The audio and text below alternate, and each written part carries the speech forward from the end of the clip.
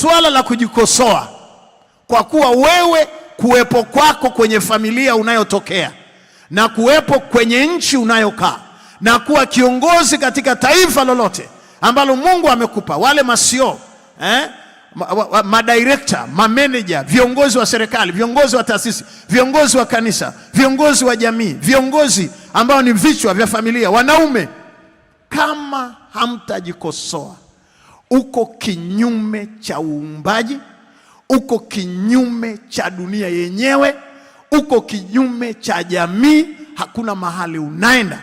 Kama ni business, utakolapse, utaanguka kibiashara. Kama ni kwenye ndoa, utaanguka anguko kubwa kwenye ndoa. Kama ni kwenye uongozi wa jamii, uwe na hakika unaweza kuanguka.